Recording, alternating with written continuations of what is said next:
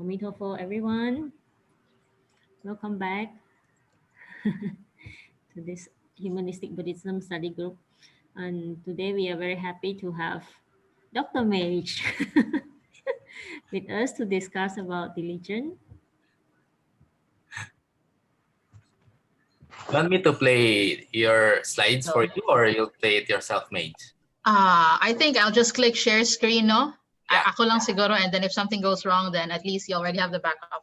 Okay. Thank you. Okay, I'll click share screen. Share. And this one. There you go. But I should start at the top there. Okay. Sir Erwin last week reminded me that at the very start there should be a reading of the text, and I said okay, because you reminded me, you can read. Okay. Do you have the text, or should I share my screen back? I have the text, but it's in the other laptop, so share your screen na lang, please. Okay. So you have to stop sharing. Oh, okay. I have to stop. Sorry. So I'll read it and Ikaw assign lang. someone after a while.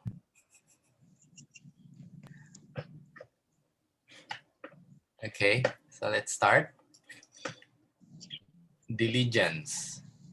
Name someone who has ever succeeded without hard work. Anyone who prefers an easy, comfortable life, despises hard work, and avoids being of service will never succeed even if money falls from the sky.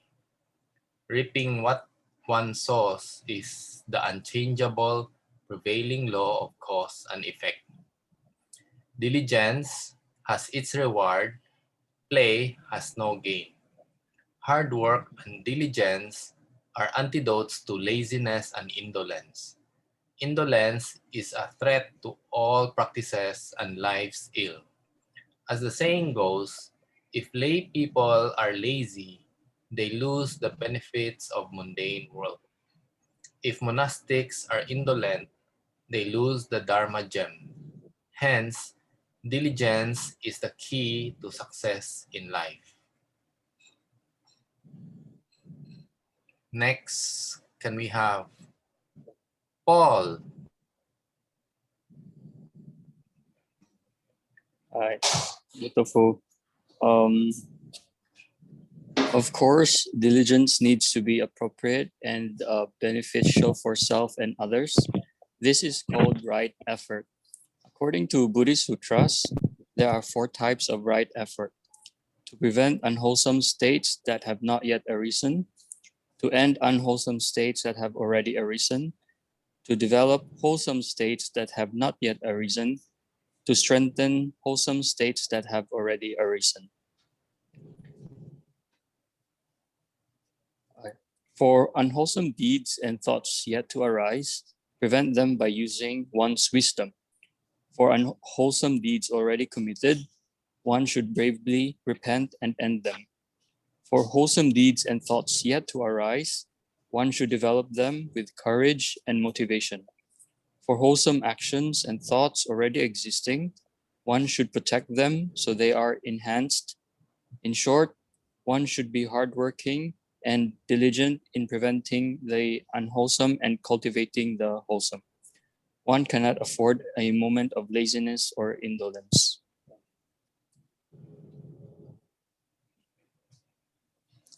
In Buddhist temples, monastics strike the wooden fish during morning and evening chanting because the eyes of a fish never close regardless of day or night, which serves as a symbolic reminder for monastics to cultivate diligently. Upon hitting or seeing a wooden fish, one contemplates deeply on the diligence of a fish to learn from it. You can pass to other people, or you can continue till the end. It's okay. Maybe I ask next one, Ramon. I see Gabriel. As said in Buddhist sutras, life shortens as each days as life shortens as each day ends, like fish running out of water. What joy is there? Strive on diligently and vigilantly, as if there is fire on one's hand. Be mindful of impermanence and never fail indolent. So next, I'll pass it to Peter. This verse serves to admonish, well, also to encourage all to practice diligently and not let time pass in vain. In Buddhism, there are many bodhisattvas with names such as never resting bodhisattva and constant diligence bodhisattva. They also serve as a reminder for people not to be indolent and lax, but to be diligent in cultivation. Just as Avalokiteshvara Bodhisattva reaches out to sentient beings across all worlds, and Satyakapa Bodhisattva liberates sentient beings in hell, generations of Buddhist masters have worked tirelessly and wholeheartedly to serve sentient beings. Many bodhisattvas and eminent monastics even willingly gave their heads, eyes, brain, and marrow to accomplish their personal vows. Let me see, everyone. I'll pass it on to you, John Liu. During his reign, Emperor Yongzheng of Qin Dynasty had such deep admiration for Master Yulin, the late teachers of Emperor Kangxi, that he searched everywhere for his successor. After looking far and wide, all he found was an ordinary-looking, inarticulate, and unawakened monastic. Most displeased, Emperor Yongzheng admonished the monk as a disgrace to his Dharma ancestors, and then locked the monk in the room. The emperor hung a sword over the door and forced him to either attain awakening within 7 days or be beheaded. Being put in the life and death moment, the monk cultivated diligently and was finally awakened. Diligence inspires the cultivations of all wholesome deeds and calls for all merits and virtue. Without the practice of diligence, the remaining 5 of 6 perfections cannot be achieved. According to the great perfections of wisdom treatise, diligence is the foundation of all wholesome states. It gives rise to all dharmas, eventually leading to attainments of Anuttara Samyasabodhi. I will pass to Monica. Is diligent a difficult or joyous practice? As a matter of fact, while the practice of diligence may appear adorous, its results are in fact joyous. As said in an inspiration to give rise to the body-mind, temporary is the adorness of spiritual cultivation, prevalent is the horizon diligence, and forever the tranquility. Laziness may win a lifetime of ease, but to be followed by many lifetimes of suffering.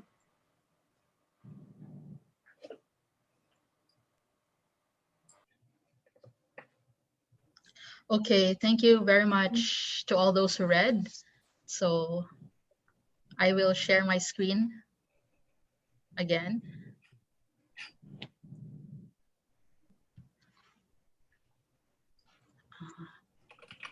Hang on.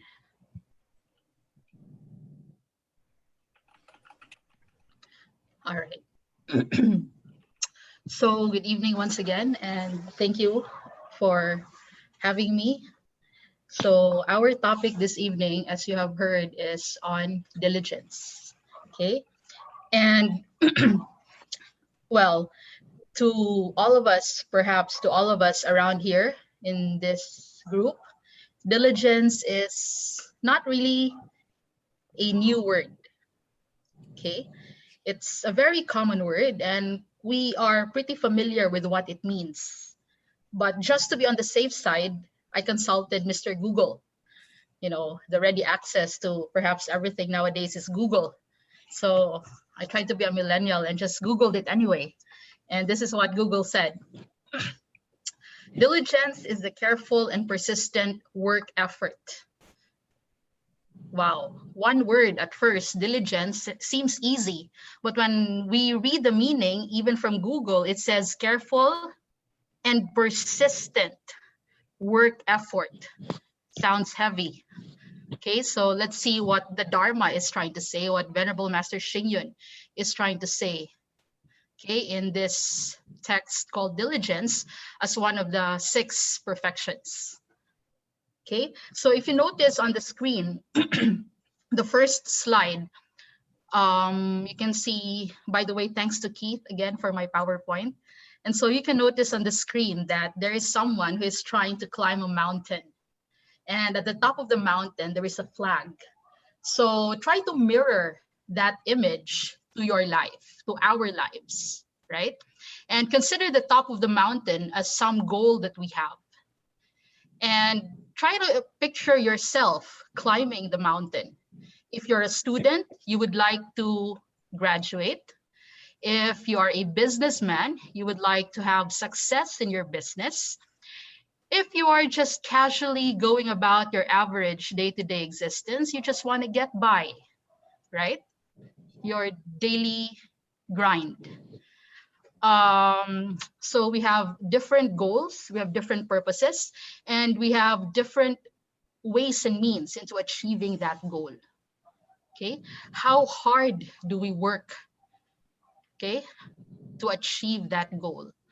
And so at this stage, the very first slide, I already want to tell you, for me, okay, what, based on my reading, officially what diligence is all about. And this is what I have gathered. There is value in hard work. Okay, there is value in hard work, and we'll try to unpack that, okay, as we go along the different slides. So as what you have heard earlier, so from the words of Venerable Master, there's a question: is diligence a difficult or a joyous practice? So when we try to read the definition of diligence, and it being careful and persistent work effort, what seemed to be a one easy word seems like kind of heavy term. So as a matter of fact, when the practice of diligence, as a matter of fact, while the practice of diligence may appear arduous, you know, really trying, really difficult, really heavy, its results are in fact joyous. Remember the guy climbing up the mountain? Remember you trying to fulfill a task? Remember you trying to achieve your end goal or purpose, right? Seems difficult getting there. But when you reach the top, you have a panoramic view of everything. And your joy, right? That happiness seems incomparable. Okay, so never mind the seeming arduous space of climbing up. Okay, so at this rate, diligence invites us again to remember that, well, there is value in hard work. You have to be consistent with your hard work. Okay, you don't you don't be complacent, or you don't try to slack off just because you can. You have to be consistent with your working hard. And so again, it's their success. Another question: is there success without hard work? So you try to examine yourselves and you try to think about it. Is there really success without hard work? The screen shows Homer and just being lazy, just being a couch potato. I guess we can relate to this, no? We are Netflixing all day. What's that other thing aside from Netflix? iFlix, and all other sorts of apps that you do all day. Is there success without hard work? That's the question. Um, Laziness, complacency, it's just there. And it's very easy to fall with our laziness. Um, Before, prior the pandemic, we were too lazy to go to school. We say, the traffic is killing it. Now, with the pandemic, we're too lazy to even log in our classes for the students, all right? But the moment we hit enter, we hide our cameras, we mute our microphones, and we stay in bed probably, just like Homer here, and do something else. Very easy to be complacent, very easy to slack, okay? When you're already working, are you already working? What are you working on? Okay, so is it still about being lazy? You pretend to be working, but you're actually not working. So is there success without hard work? Some of you are businessmen here. Some of you are owners of businesses. So you know how it is, no? When your workers possibly are not doing their job, are slacking off. You also know in your best judgment when you are not working hard. Okay? And what is this working hard? What is this diligence in working hard? Well, for one, you start on time. That's very, that's very easy. But then somehow it seems so difficult. You start on time. You lessen your time on social media, in Facebook, for example, and you do what you ought to do. So again, you think back, have I been diligently slacking off, or have I been diligently working? And so is there success without hard work? If you continuously laze around in your lazy boy sofa, couch, what have you, will there be success at all? Think back in your school days. If you have been cutting classes all your life, was there any point when you graduated, or maybe you became a dropout? Okay, so is there any sort of reward there from just being lazy? So Venerable Master tells us that anyone who prefers an easy, comfortable life, despises work, and avoids being of service will never succeed, even if money falls from the sky. Reaping what one sows is the unchangeable prevailing law of cause and effect. So again, let's try to look at it line by line. So anyone who prefers an easy, comfortable life, I mean, who wants their lives difficult, right? You would always opt for an easy life. And given our situation now, we always want the easy fix, easy access, quick fix. We tend to disregard hard work. But guess what? Hard work, there is no going around hard work. We have to really go through the motions of hard work. Otherwise, if we just always bail out, okay, take the easy way out, then it will not amount to anything, even if money falls from the sky. Anyone who despises work and avoids being of service will never succeed. So reaping what one sows is the unchangeable prevailing law of cause and effect. So what you sow is what you reap. Okay. I think the very first series on the 6 parameters wherein I get to be the one to share with you guys, we were also talking about the law of cause and effect. You reap what you sow. You plant one, you harvest many. Okay, something to that effect. So the prevailing law of cause and effect. And so diligence has its rewards. play has no gain. I'm sure you have heard of the quotation that says, you have to work hard to play harder. It doesn't mean, it doesn't go backwards. So it doesn't say play hard first and then work hard later. No, it means plant first, work hard first, and then you enjoy the rewards later. Okay? Work hard, play harder. Diligence. You must have a good work ethic. How? How must one have a good work ethic? Again, I mentioned it earlier, do things right.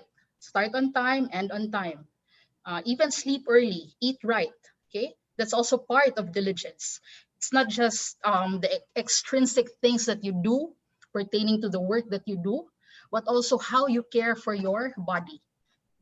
That's also part of diligence, because how can you possibly function well if you are unable to function as a person? So you also have to diligently also take care of yourself. And so here in the next slide, you see here, diligence must be appropriate for oneself. Notice the term is appropriate for oneself. And it's not just about perfecting the self. Appropriate for oneself and for others. Master Yolin is always so big with the term Fo Quang Ren, the virtue of humanness. So being a man for others, human-heartedness.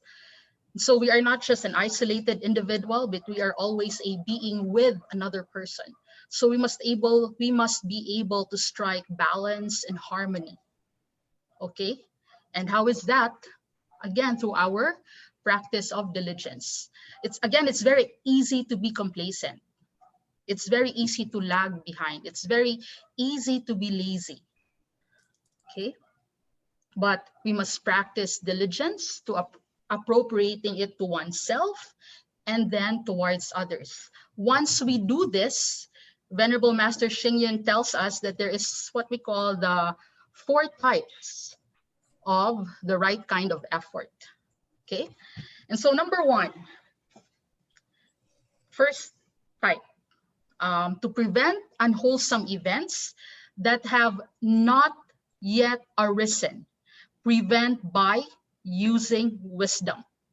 So we are human beings. We would sometimes we say that we are, sometimes we can claim that we are better than the rest by virtue of our reason.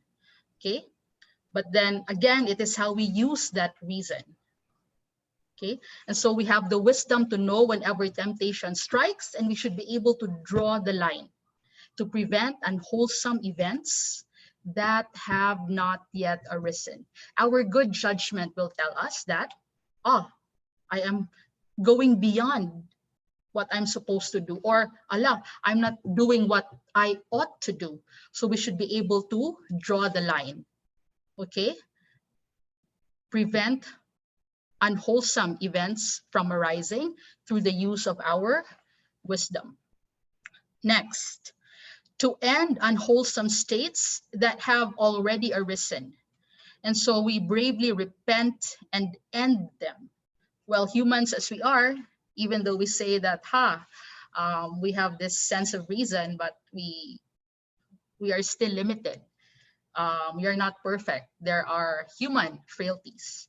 And so we own up to whatever responsibility there is. And if ever we have committed something unwholesome, then we acknowledge that it was from our human frailty, and we bravely repent and end them. Discontinue. Okay, do not multiply mistakes. Do not multiply indolence and laziness and complacency. Third, develop wholesome states that have not yet arisen. So develop with courage and motivation. Okay, motivation also tells us that we must have a right view of what is at hand and of what are our thoughts. Okay, and so fourth, to strengthen wholesome states that have already arisen. And so we protect and we enhance whatever wholesome states that are already there. Constant association with Fo Guangshan, for example, always reminds us to uphold the 3 acts of goodness. Think good thoughts, say good words, do good deeds. So strengthen this, not only when you are with the masters, not only when you are at the temple, but also in your everyday lives, even especially when no one is watching. Okay, be mindful of the 3 acts of goodness. And so in the reading, there's a poetry there. So life shortens as each day ends. Like fish running out of water, what joy is there? Strive on diligently and vigilantly, as if there is fire on one's head. Be mindful of impermanence and never fall indolent. So the image there is a wooden fish, okay? And you know how fishes are. You never know when they are sleeping. They are always wide awake. Their eyes not wide shut, but wide open all the time to symbolize alertness. So again, do not be complacent. Be diligent. Is diligence a difficult or a joyous practice? Again, remember that guy climbing up the top of the mountain. At first, while in the process, it can be difficult. It can be arduous. That's why it says here, temporary is the arduousness of spiritual cultivation. Prevalent is the arisen diligence, and forever the tranquility. Laziness may win a lifetime of ease. So if you're lazy now, in this lifetime, in this realm, might be easy. But guess what? Are you willing to wager on that lifetime of ease and exchange it for lifetimes with S of suffering? Okay. Remember, Buddhism believes in a cycle of rebirths. So you reap what you sow. If you plant indolence, laziness, complacency, it will go back to you. Perhaps not right away, but in a series of lifetimes. And so I go back to my earlier statement. There is value in hard work. Don't go by the popular idea that it's easy to always chillaxing, right? But you have to have hard work.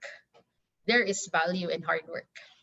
Okay, that's my little sharing, and I think it will be more meaningful through the questions that you may have that we can all talk about. Thank you for listening.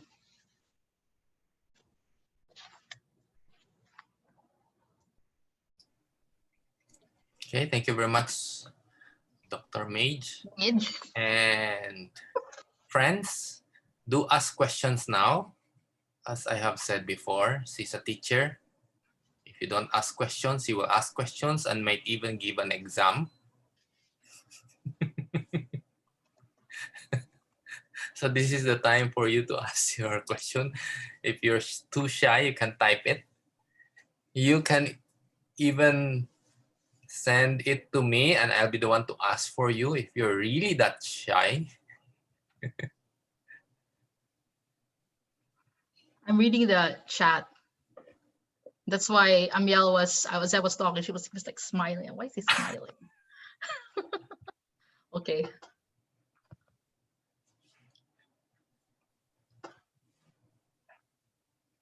I just have some thoughts related to being diligent. Mm-hmm. In my case, I would say that, sometimes I forget to be diligent, not only in work, but also in terms of practice, in terms of Buddhist practice. So that's why it's good to have some reminders. For example, this weekly study group serves as a reminder that we have to do something. At the very least, there is once a week of diligence, right? So hopefully it's not only once a week. But it serves, for me, it serves as a reminder.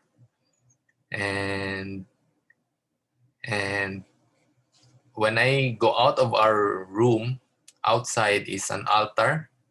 I have a Buddha there. That also serves as a reminder for me. Like when I see the Buddha image there, it reminds me to practice. So those are some things that we can do to remind us. So that's why, like, people who have their mala beads, for example, that sometimes serves as a reminder. So there are different ways to remind us. Now, on another aspect of diligence, I notice on the internet, on YouTube, on wherever, there are so many people who are so diligent in what we might say mundane things. For example, have you seen people throwing this bottle and try to let it land upright? Yeah, so they're so diligent in doing that. It takes a lot of effort to master that skill, but I'm not sure what benefit you can have from doing that, whether in this life or in your future life. So sometimes we can say that we don't have the right wisdom because we're practicing something so difficult to do, but yet it's really for nothing.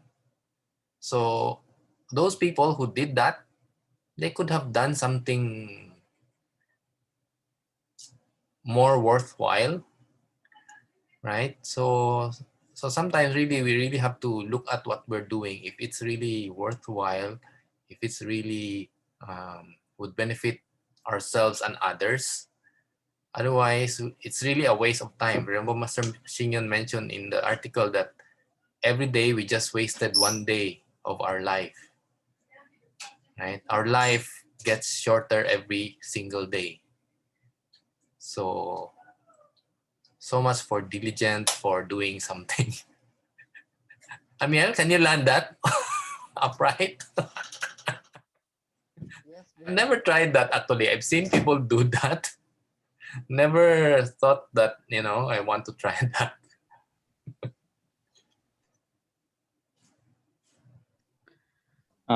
Sir Erwin, I have a question.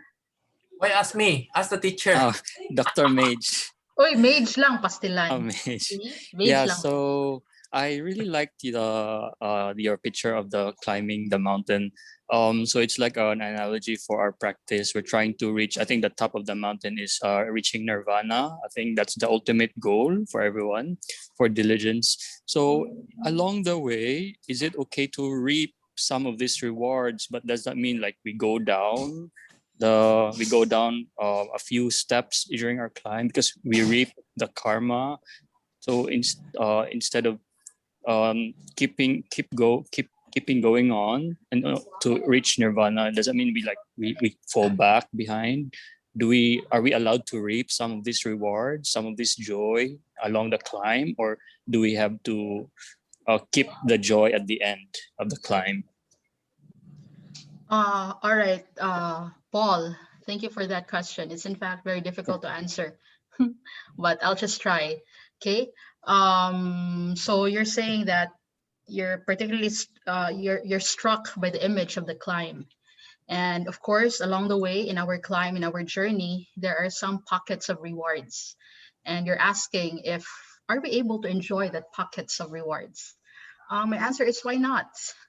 Yes, for as long as we are able to remember the 4 types of effort. Okay, we are able to see if there is something that will lead to unwholesome thoughts or unwholesome deeds. It's okay to enjoy because we are humans, right? And part of our being human, we're not robots that are programmed perfectly to be always plus 10 all the time. But we have to acknowledge that, yeah, if we're hungry, we eat. If we're thirsty, we drink. But again, there goes the difficulty part because we have to be able to draw the line. We have to discontinue whenever we know that we are going to be led astray. But precisely because we are not robots, we cannot just, click a switch on and off. And that's why it is a climb and not a ready fix, because it cannot just be one snap like that. And also because of that, that makes the idea of diligence meaningful, because then we strive. Okay, there is that notion and of cultivation, and so we cultivate ourselves, we practice diligently. Sure, we may fall, but we don't stop, we don't abandon, we don't surrender. Very easy to do. I mean, very easy to say, but very hard to do. And that's the invitation to be diligent. The fish is always eyes open. We are not fishes. Very difficult to always open our eyes, really. And so we stumble to temptations. That's why the second effort is we acknowledge, right? And we are remorseful, we repent, and then we continue. And that's what humanistic Buddhism is all about, not to be perfect, but to be human, all too human. And that's what the Buddha is advocating, not, that there are some magical powers that we are perfect, but in our human, all too human ways, we cultivate, we strive. Maybe the masters have better answers, or maybe other thoughts. But so far, that's my view, Paul. I hope I'm able to get some message across. Yeah, definitely. Thanks, Mage. Thanks for that. Earlier when Mage was talking, I think about the reaching the goal, Kim Lim here already asked, which is joyous, reaching the end point or the act of walking the difficult path?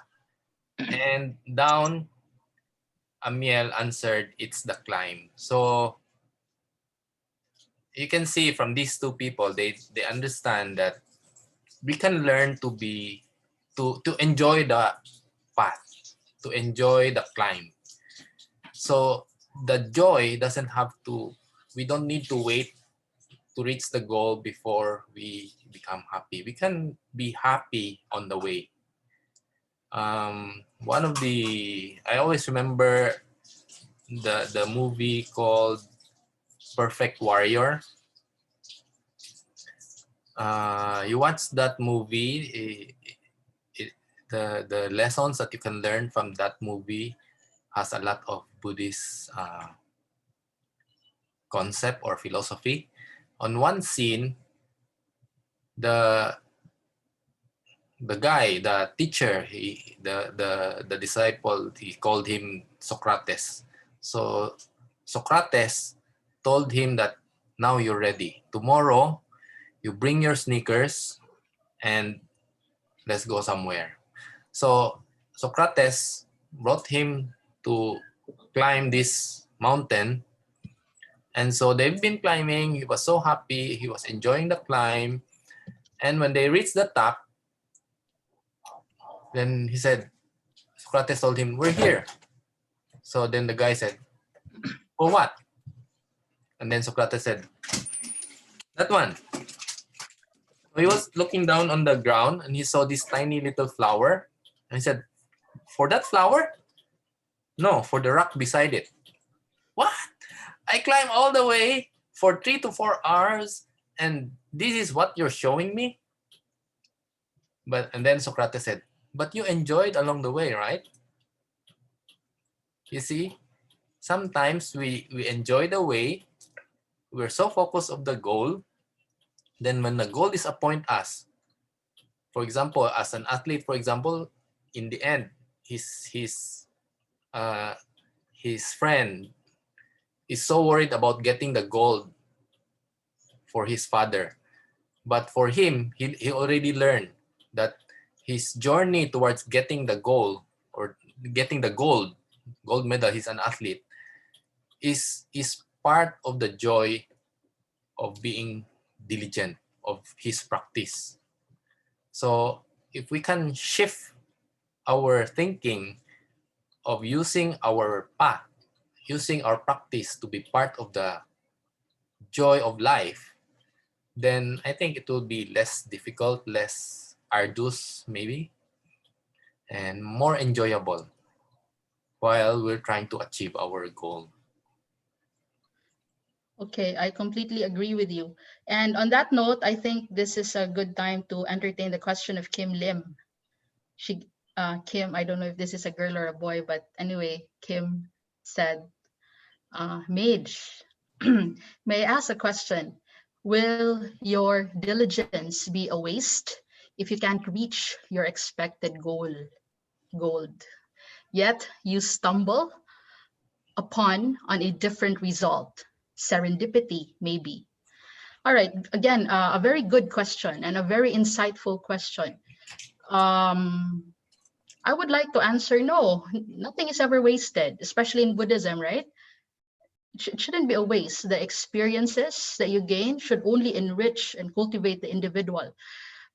There's a goal, but in the process, remember impermanence, your friend, and being open to possibilities and potentialities all the time as we are here in this realm. Then who's to say what is really the end goal, right? But the idea is when you do something, you do it well, right? And if it opens chances and opportunities, well, causes and conditions will tell you that if that's for you, then that's for you. If not, then don't sweat it. Is anything ever wasted? No. It will only enrich yourself. The experiences will only enrich yourself. And maybe if that intention will come back again, maybe at the right time, with the right causes and conditions, then it's there. So again, the idea is to be open to impermanence and to accept change and to just be able to ride with the changes of life. Because if you're so, if you're clutching on that goal all the time, then it can be very painful. So again, be open, right? Something. So my name was mentioned, and so I will respond to that. So I heard from Venerable before, because I do homework every day, and he said that. And the first time when I heard it I was a bit dumbstruck, because he said, if you do like recite, if you say that you're gonna recite Buddha's name, say 1,000 times a day, you have to keep doing it every single day without stop. And if you stop, then you have to start all over again. And that message to me, listening to what he said, has a big impact on my life about the practice of diligence. And it's not just him that's mentioning that. Even Venerable Master Xing Yun said that if you can just recite the Heart Sutra every single day, then that will grow into something quite large. When I took the Bodhisattva precept, the Venerable there afterwards as well, he said, as a Bodhisattva, we should dedicate our merits of each day to all sentient beings. And again, he said that every single day you have to do it, even though it's tiny, it's small, but something small is not small after you've done it, say, perhaps a day, a month, a year, 2 years. My father's been chanting, reciting Diligence for 20 years, every day without stop. So that's something that I probably want to get up to. So it's really important to just start something small, and then make sure it's every day. And so that's me responding to that. Don't stop, because you have to start over again.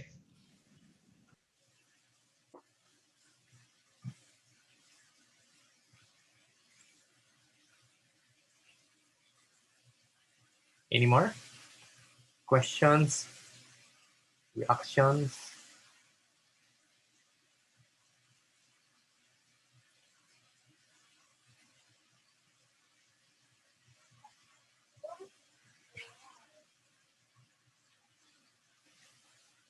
Okay, I have one more comment related to,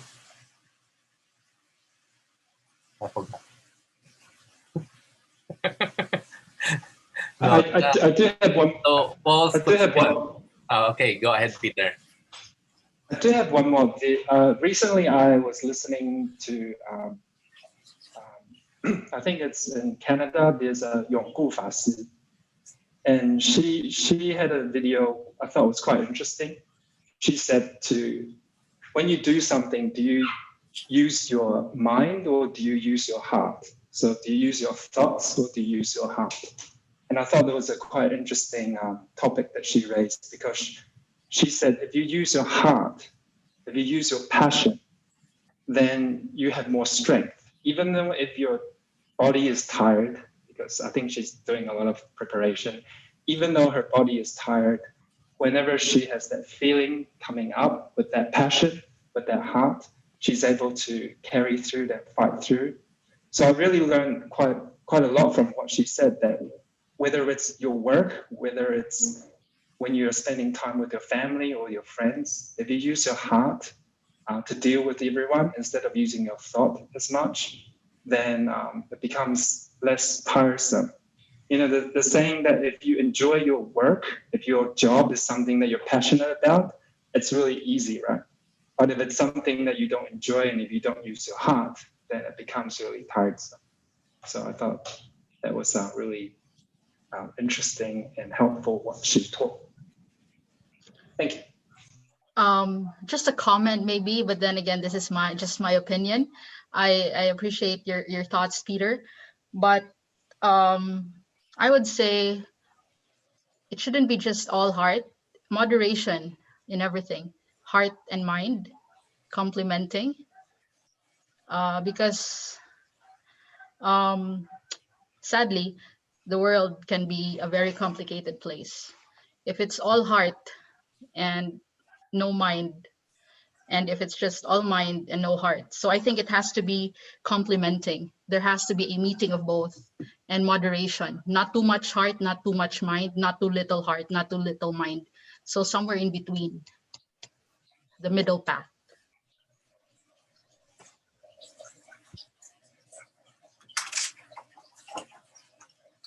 Can we hear from the masters? We have two masters actually.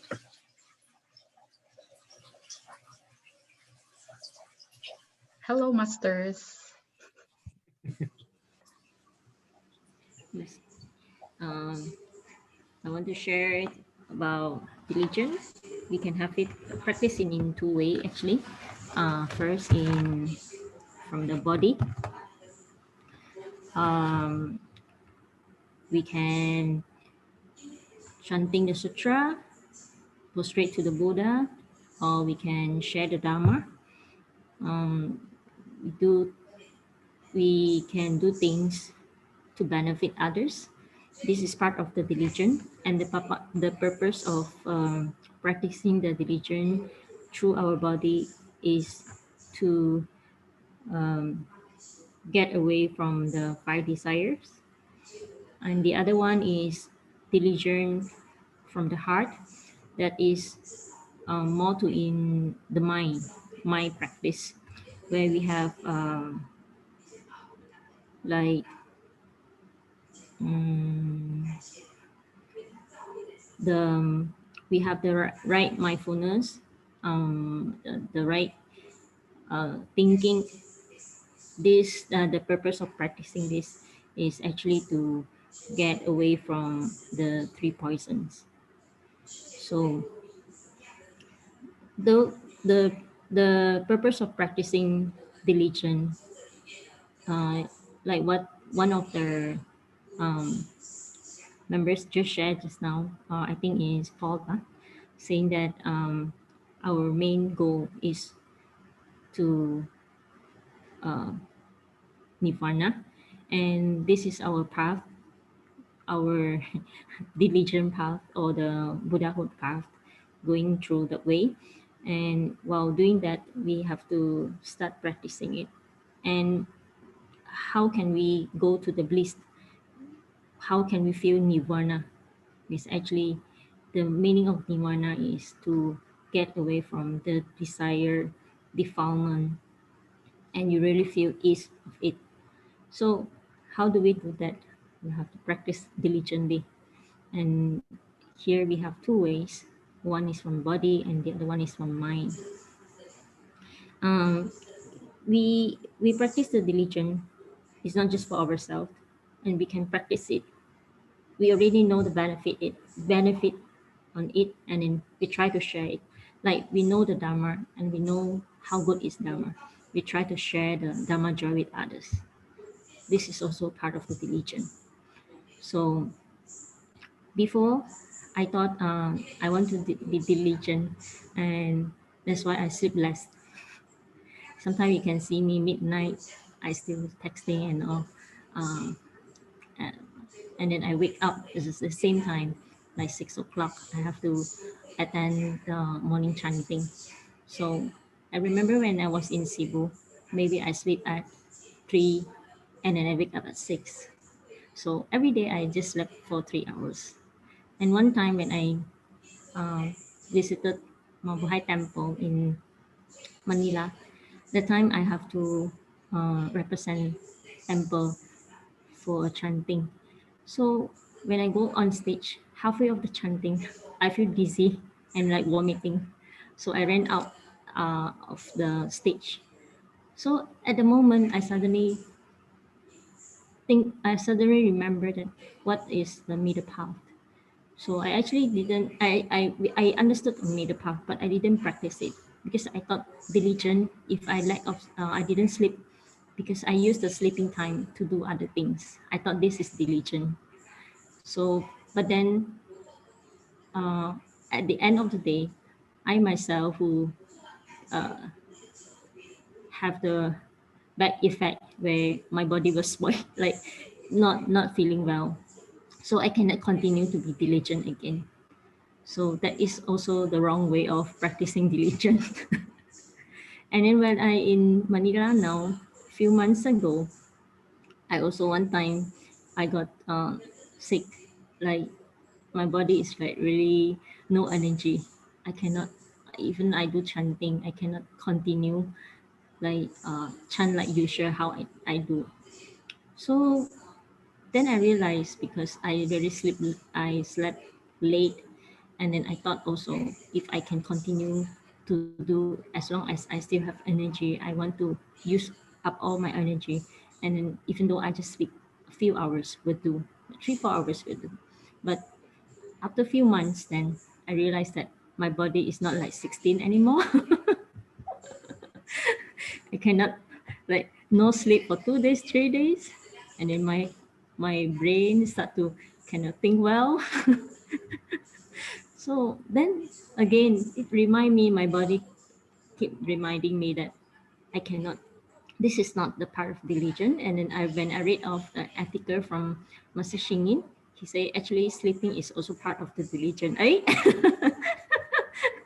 As long as we sleep because we want to uh, continue a better journey, right? So we not sleep because we like agreed. Okay, I want to sleep more just because of relax, no. But I want to sleep because I want to rest now, and then I will continue my journey later. Then that is the other story. So that's why to practice of middle path, I think is also relate to how we practice diligence. Yeah, this is my sharing today.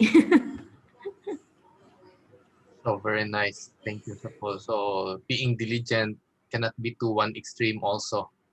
So we have to go back to what the Buddha always remind us. Even in the practice of diligence, we have to use the middle path, right? So extreme on one end about diligence may not be that good,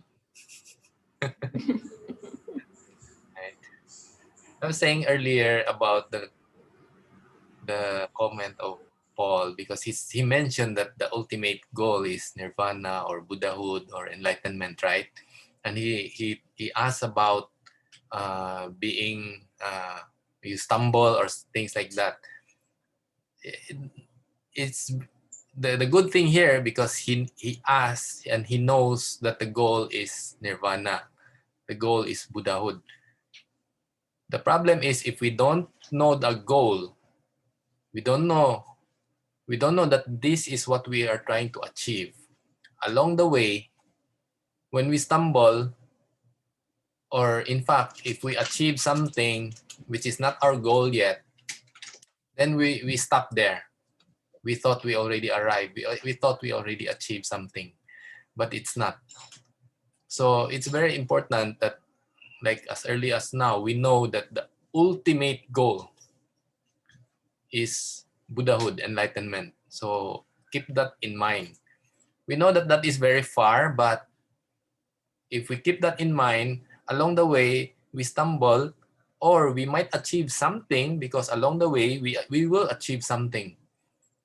We won't mistake that as our goal and stop, right? So that will be a lot of ways. Peter earlier said that even you stop for one day, you already go down so much. You have to repeat, you have to recover, right?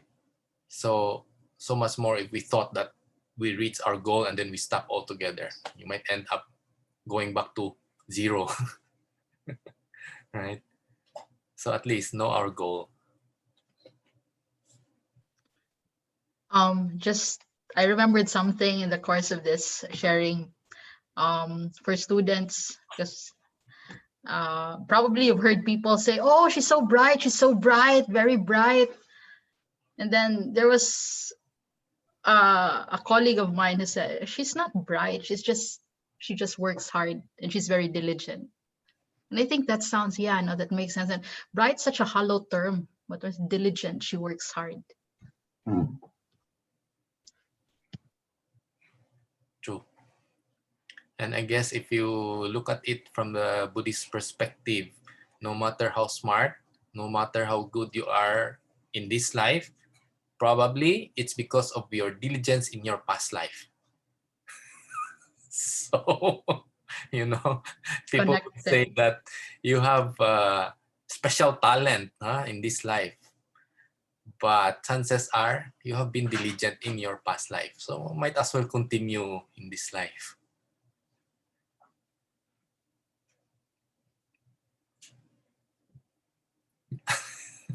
Joe said, working hard or working hardly? Works hard or hardly works. You decide where you are. Works hard or hardly works. When I remember when I was working early 90s in one of the company in Manila. At that time, maybe AIDS was very popular at that time, AIDS, the sickness. So they use the term AIDS for people who are slacking at work. They said, oh, he has AIDS, as if doing something. So we're programmers, and then they're in front of the computer as if doing something.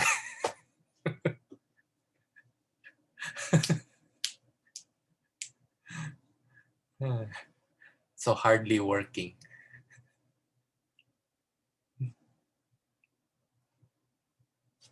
Any more comments, questions? Just a comment to everyone. If you were once a procrastinator, what helped you become more diligent? Maybe it's a way of thinking it, or maybe there's a methodology that helped you. It'd be great to share, and I can learn.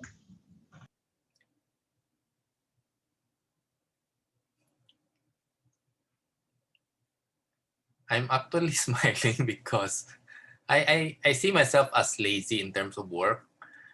And because I'm lazy, I make programs to make my life easier. So that's my, in terms of work. So like in my office, I have a system wherein everyone inputs everything on the computer. So whenever I want information, I can look at this program and know what's happening. And it's helping me, and it allows me to have more time. It allows me to go to the temple even during working days, working hours. So that's the reason. It's partly because I'm lazy. In terms of procrastination, I always say to myself, if I put this off for later, the longer it will be left undone. And I want to do other things, so I want to get it over and done with, so that I can do other things, right? So that's always what I say to myself. So I want to get it done so that I'm free to do other things. There's also what Mish usually practice. Not always practice, because when I ask her to help me to do something, and then if her time is permit, she will do it immediately, and then I'll get my answer very quick. But if she has any other things, she will give me a deadline by herself, like maybe tomorrow or the next day morning, something like that. And then before the time or on the time, she will definitely give me what I wanted. Thank you, Mitch. Welcome. Like in school, we have grades deadline, right? And if you're a teacher, you know how tiring it is to check. So the deadline is in 2 weeks. I want to be done. If there's like 10 days, I want to be done on the second day. Okay. So that means I have the 8 days to have fun. And then others, I look at them, they're still laboring and deadline pushers. But I'm done, free to do other things. But that also means that every time there's a test, I check it and I don't wait until it's the final grade computation to check everything. That's why they never get done. So it's more tiring, I think, that way. So you realize that if you don't do your job, then it's actually more tiring. Yeah, I realized, I cannot watch Netflix now. Or, So you save the 8 days for the Netflix. yeah, now I can have fun. I guess, that's practice also, and the discipline.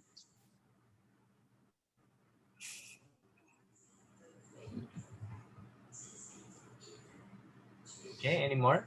There's a lot of info here on the chat box. You can just read. Some are quite funny. Sometimes, I mean, for me, most of the time when I do diligent, something in diligent, I need motivation.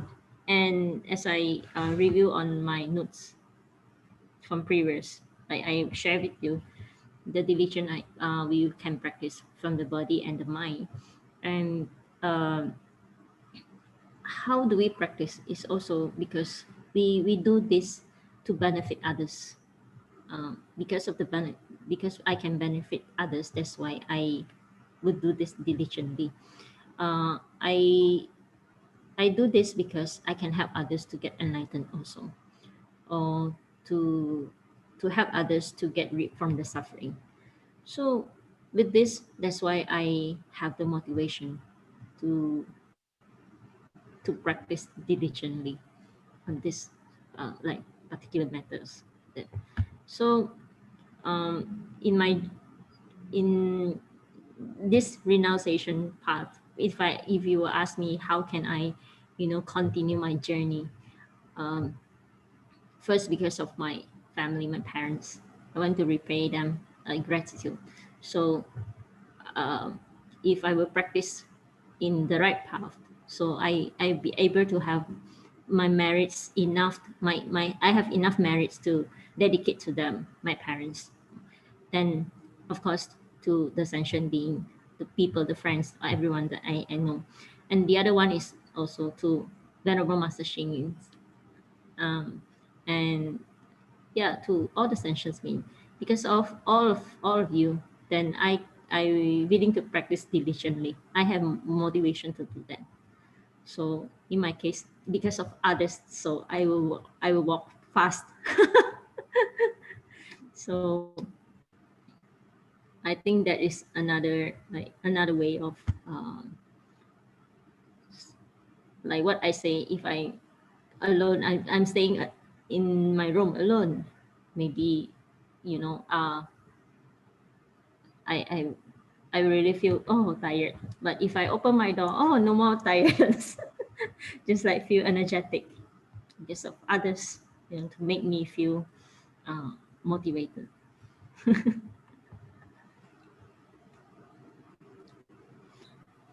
I actually use what we learn here to teach my staff. Many staff and workers are, shall we say, lazy.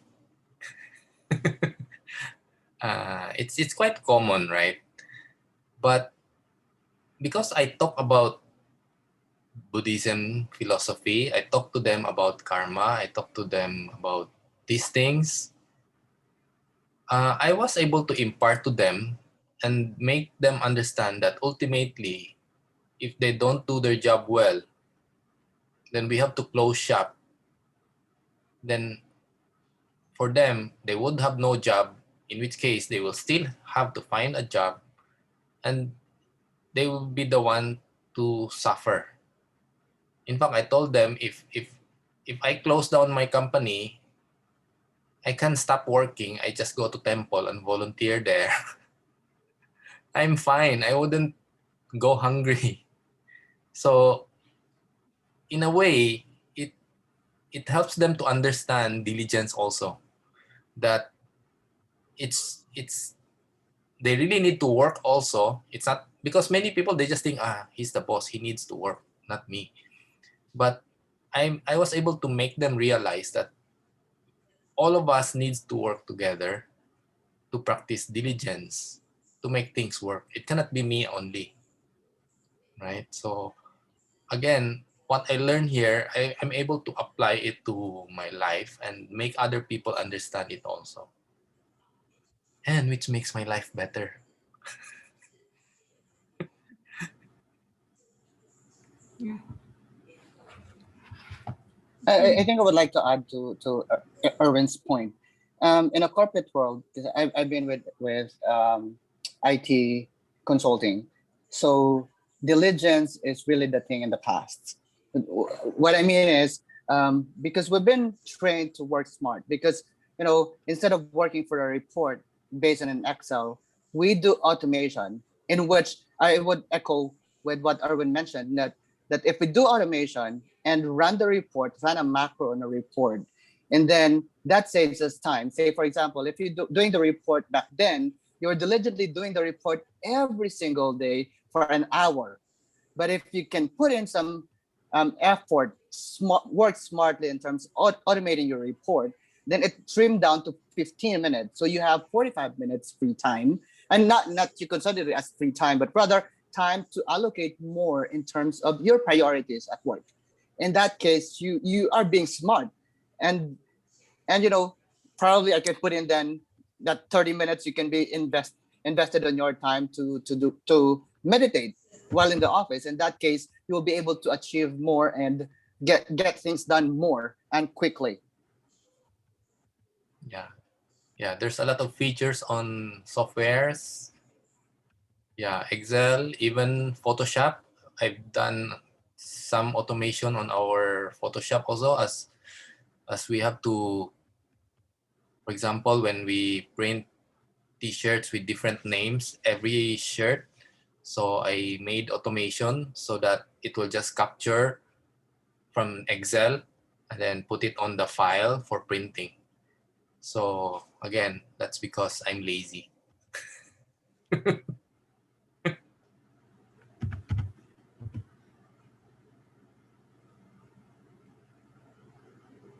I think I would disagree to the term lazy. I think you're being, you just apply the concept of work smart.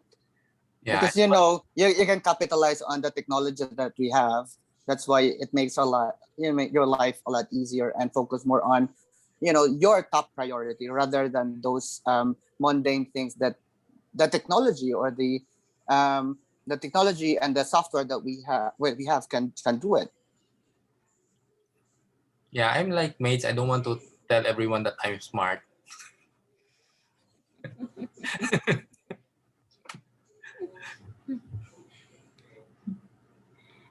Okay. Okay. So, is anyone want to share for today's topic, diligent? Okay. So we were going to celebrate our Chinese New Year soon. Like tomorrow is Chinese New Year Eve. And then for next week, next Wednesday, we have to rest diligently. No, we just start one session for next week, and then we will continue the following week, which is on February 24th. So again, we will invite Venerable Charity, who she based in Africa. She will share with us Prashna wisdom. And then we will go back to meditative concentration by Venerable Ziyi. So see you uh, 2 weeks from now. next week. So next There's week a we will celebrate Chinese New Year together. there's a So for tomorrow evening, you can watch our online YouTube, or you join our virtual games at 9 p.m. We are Zoom, and then we will have performances followed by Chinese New Year Eve prayer, and then the next prayer will be like morning chanting. And in Chinese culture, we have the lighting the incense.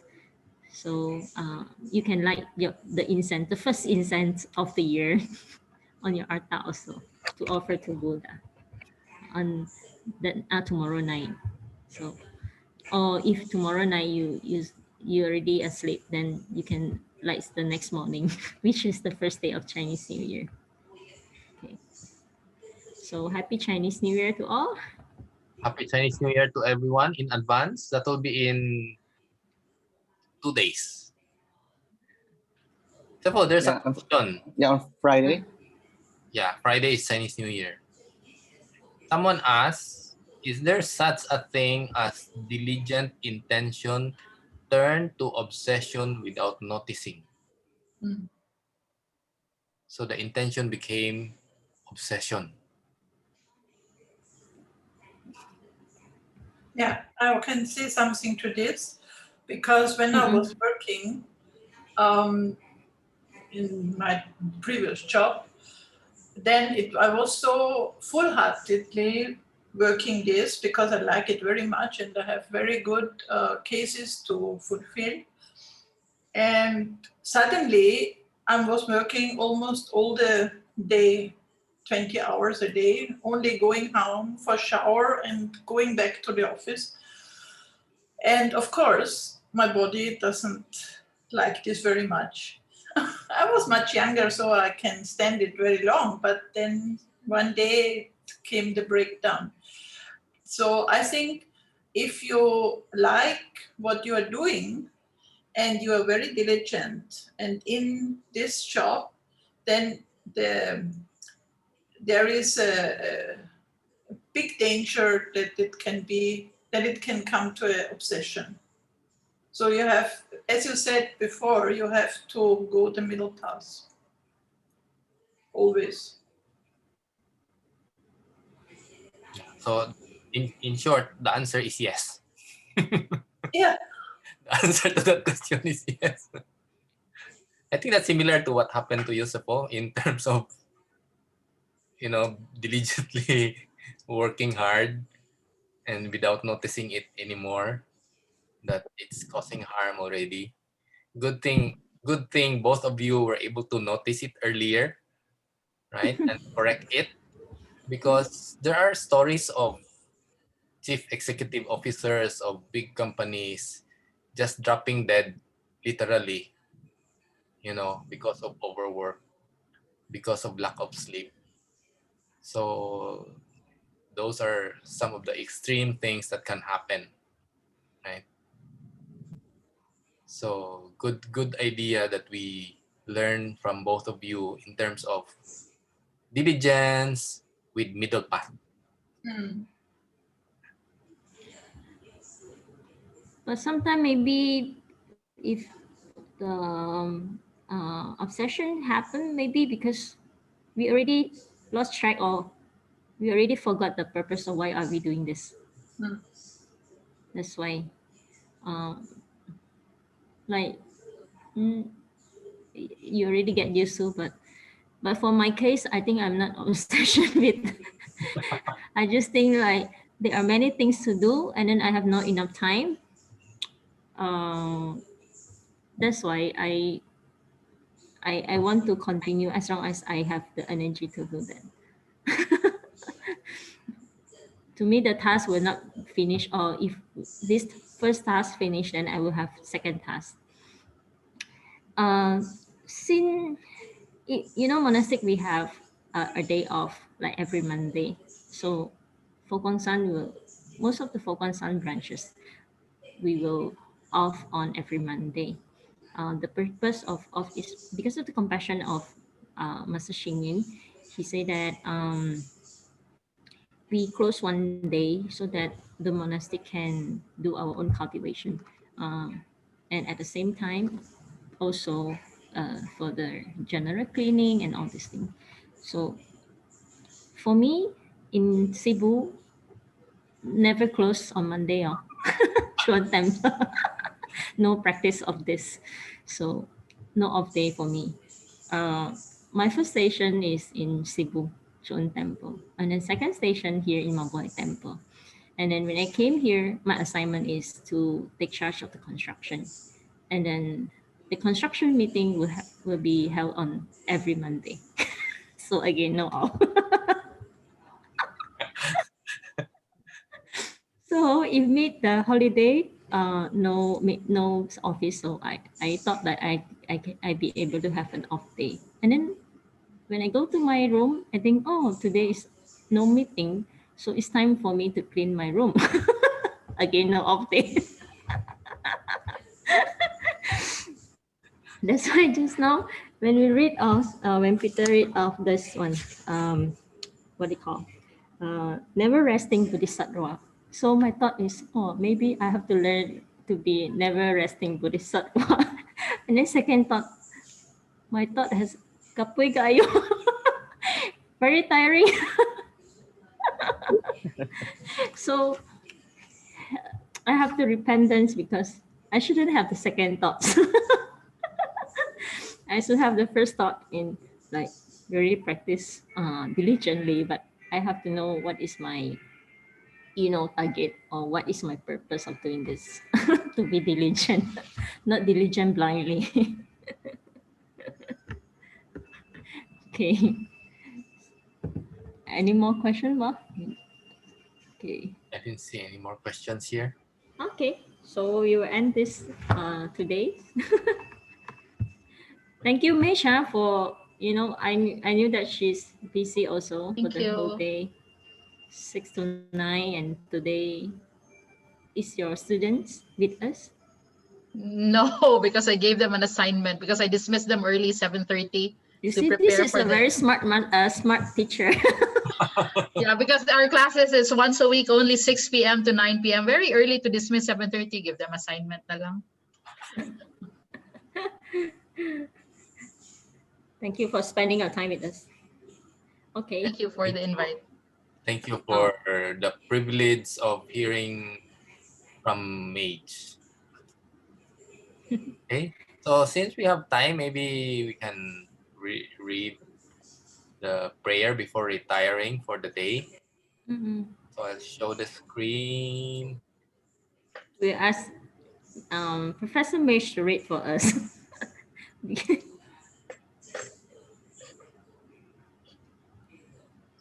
Prayer before retiring for the day by Venerable Master Xing Yun. O great compassionate Buddha, the day is gone, today has passed.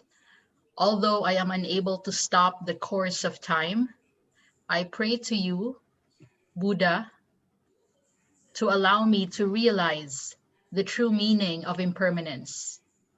Although I am unable to follow the footsteps of the sunrise and sunset, I pray to you, Buddha, to allow me to see the value of life clearly.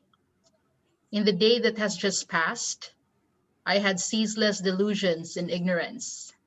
I had ceaseless worries and restlessness. But relying on your compassion and respect-inspiring virtue, your wisdom and guidance, I passed the day in complete safety. From today on, may I be like bridges and roads that extend good causes and good conditions to the world, like fresh spring rain and dew that alleviate the affliction and tiredness of all sentient beings, like the forest and old trees that provide coolness and ease to all beings, like the sun, the moon, and the stars that illuminate all beings who have taken the wrong path. O great compassionate Buddha, the day has passed. On such a night, I can feel how quickly life and time have gone by. Just like a fish in shallow water, I know the time is short. I cannot help feeling the impermanence of life. I can only pray to you, great Buddha. May I possess a magnanimous mind and forgive my enemies who have mistreated me. May I have a grateful mind and repay my friends who have helped me. May I have a mind of prajna wisdom and reflect upon my own shortcomings. May I have zealously progressing mind and carry out your compassionate teachings. O great compassionate Buddha, thank you for your teaching and guidance. May I abandon the weapons of hatred and vengeance and enjoy the refreshing happiness of hearing your teachings and meditating on Dharma joy. May I remove the shackles of attachment and liberate my body and mind. O great compassionate Buddha, today is gone and my life is one day shorter. I pray for blessing. From today on, may I be able to have no fear, no delusion, no worries, and no nightmares. Relying on the support of your great power, may I rise and retire with you and enjoy boundless happiness. May I find true self and have eternal life. O great compassionate Buddha, please accept my sincerest prayer. O great compassionate Buddha, please accept my sincerest prayer. Namo Shakyamuni Buddha. Thank you, Mitch, for dedication of merits. And after picture,